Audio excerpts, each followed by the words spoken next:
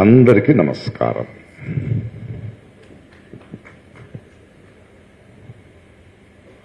ఇంతమంది మహానుభావులు, మేధావులు, భద్రత ఉన్న ఈ సభలో ఏం మాట్లాడుతున్నా నాకు అర్థం కావట్లేదు.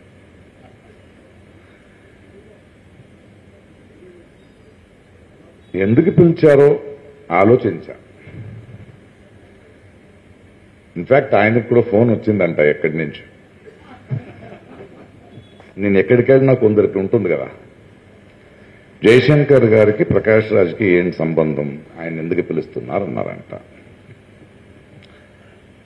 అలా అడిగిన వాళ్ళకి జయశంకర్ గారు కూడా అర్థం కాలేదు, నేను కూడా అర్థం కాలేదు. భావజాలం ఒకటే, అంతే కదా, ఇంకేముంది.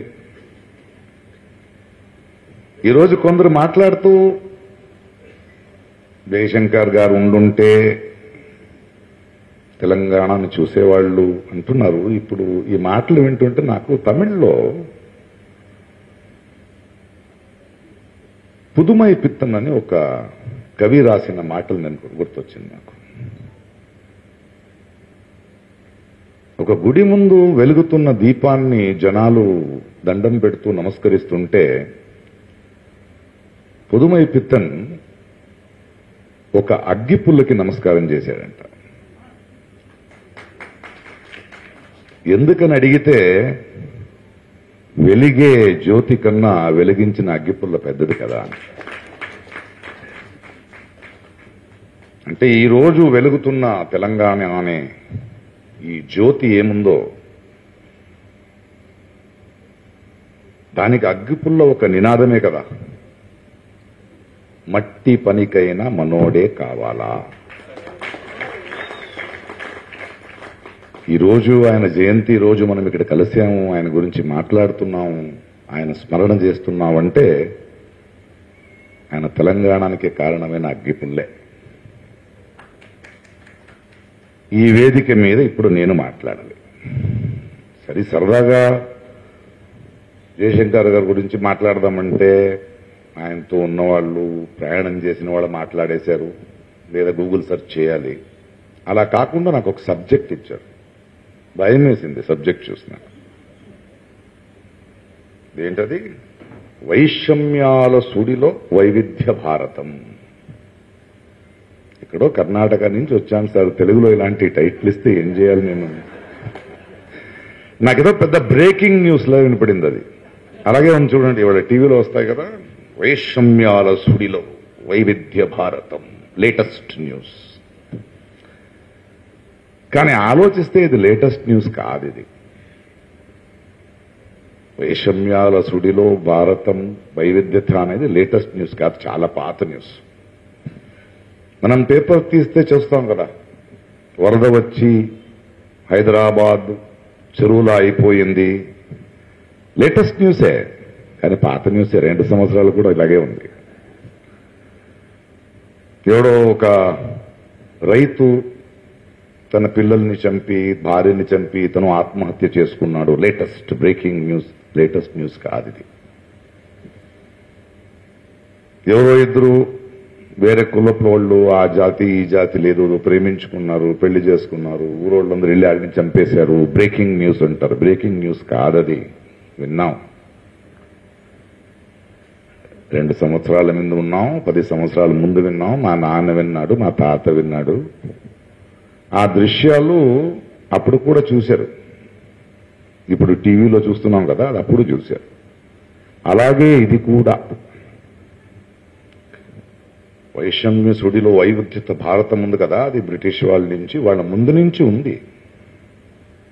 కానీ ఇంకా మీరు ఇతిహాసం చూస్తే యావత్ ప్రపంచంలో మనుకుల వికాసంలో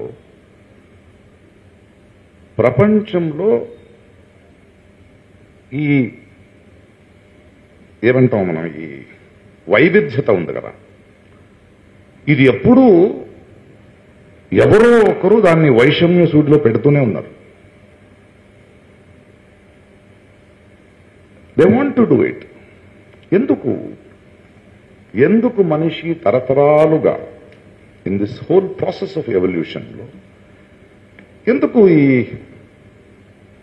ఈ ఇంత అద్భుతమైన ఒక కాన్సెప్ట్ని వైషమ్యంలో మనం ఆలోచిస్తే అసలు డైవర్సిటీ ఏంటని మనం అర్థం చేసుకోవాలి. వైవిధ్యత ఏంటి, డైవర్స్ ఏంటి? ఇవాళ నన్ను పిలిపించింది కూడా అందుకే అనుకుంటా. ఎందుకంటే ప్రాయశ భారతదేశంలో ఉన్న ఈ వైరుధ్యత ఏముంది, ఈ డైవర్సిటీ ఏముంది, దాన్ని నాకన్నా అనుభవించిన వాళ్ళు ఎవరైనా ఉన్నారంటే నాకు కనపడట్లేదు. ఎక్కడో ఒక సముద్ర తీరం నుంచి వచ్చిన నాన్న, మంగళూరు నుంచి, ఇంకెక్కడో ఎండిపోయిన గదగ బెట్టగేరి బళ్ళారి లాంటి ప్లేస్ నుంచి అమ్మ వలస బెంగళూరుకు వచ్చి అక్కడ పుట్టిన నేను తమిళు, తెలుగు, కన్నడ, మలయాళం, హిందీ, ఇలా ఎన్నో నదులు, ఎన్నో భాషలు, ఎన్నో సాహిత్యం, ఎన్నో స్నేహితులు. ఈ దేశానికి ఉన్న ఈ వైరుధ్యం ఏముంది, ఇది ఏముందో, దిస్ డైవర్సిటీ, దీన్ని నాకన్నా అనుభవించిన వాడు ఇంకొకటి లేడేమో. ముందు డైవర్సిటీ అంటే ఏంటి?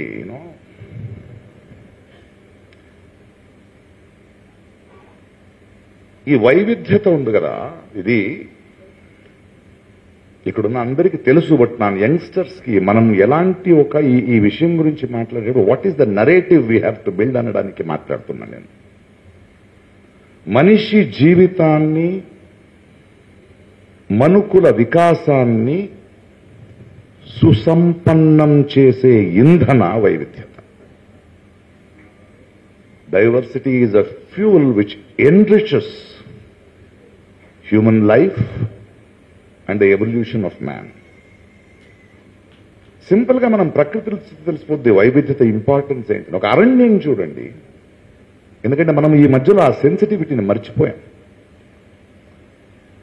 ఒక అరణ్యం చూస్తే ఒక మహావృక్షం, తర్వాత ఒక చిన్న చెట్టు, ఇంకా చిన్న చెట్టు, పాకే చెట్టు, భూమి లోపల పెరిగే చెట్టు, ఇన్ని రకాలు. మనిషి వెళ్ళి అక్కడ సుసంపన్నంగా ఉంటుంది.